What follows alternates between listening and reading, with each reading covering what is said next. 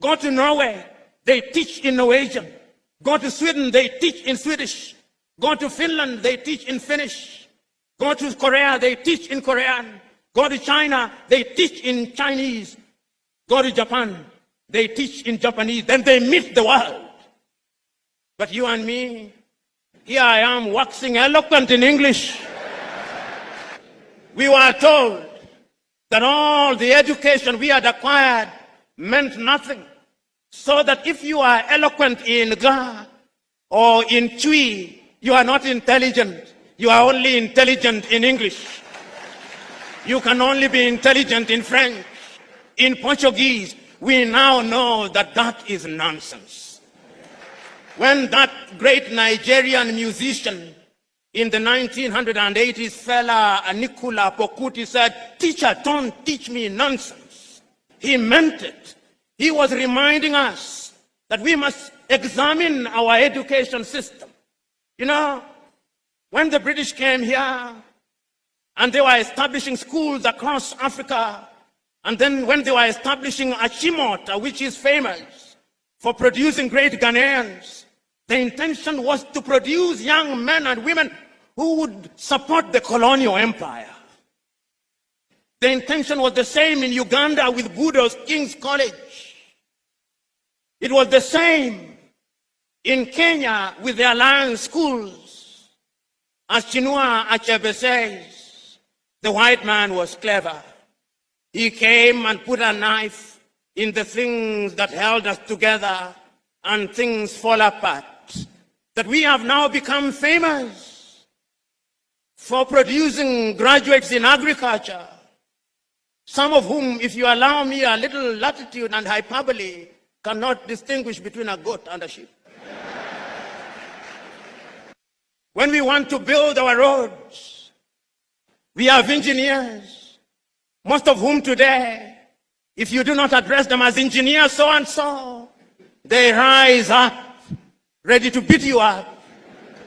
But yet, when we are building our highway from Accra through to Winneba, through to Cape Coast, through to La Côte d'Ivoire, it is the Chinese that I see, which calls into question, what type of engineering are we teaching? We are producing doctors, and they are good, some of them. But yet, when those of us who have the ability are sick, unless they do not know, they want to be airlifted to Dubai and to Germany. They have no faith in our medical system.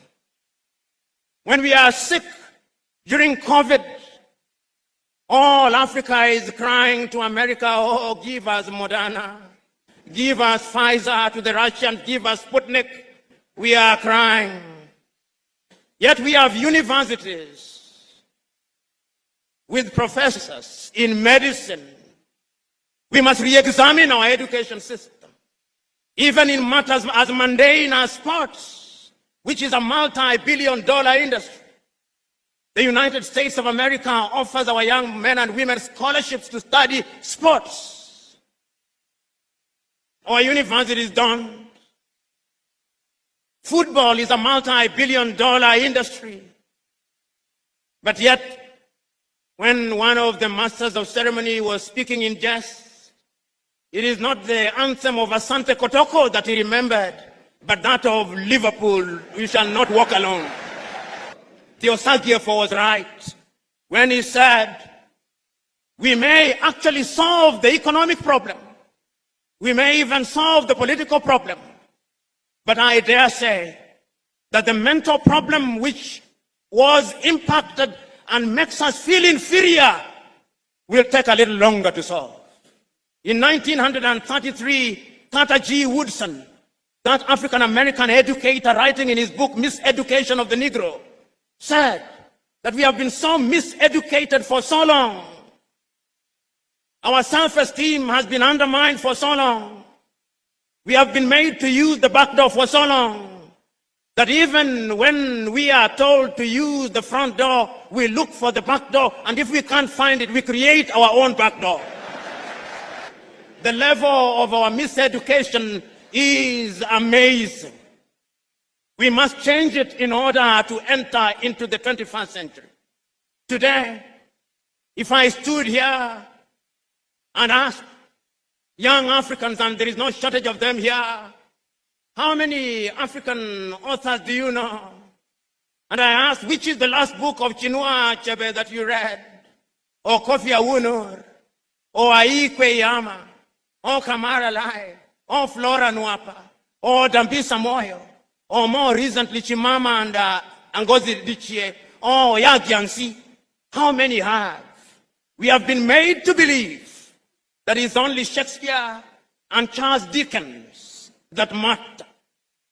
The Osagyefo, to whom Africans owe an apology, wrote in his great book, Neo-colonialism, the last stage of imperialism, and the most dangerous. We are in that stage. That stage when the colonizer still wants us to believe that our literature is inferior, that our science does not exist, that our mathematics does not exist, that we have no medicine to talk about, that we cannot mine beyond Galamsey, that we cannot extract our own oil, that we have no business being in robotics and cryptocurrency, that we must be consigned to the Museum of History alongside the spinning wheel, that we have no business being in the jet age. That is what we are being told. And my fear is that we appear to be believing it. If we are to give meaning to our independence, then education must be our focus. So said Ethiopia's Haile Selassie. If we want to change the continent of Africa, we must give meaning to education. So said Mwalimu Julius Kambarage Nyerere of Tanzania on that day.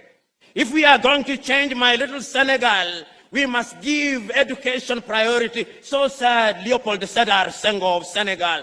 Even the complicit Félix Houphouët-Boigny in La Côte d'Ivoire believed so. When you see our judges dressing, they still dress like Father Christmas. Whoever told us that justice could only be administered when you dress like Father Christmas, I do not know. We live in a world where we are so mentally captured that those of you in the middle class, your greatest claim to fame is that my daughter can no longer speak Chui, and is meant to be a badge of honor.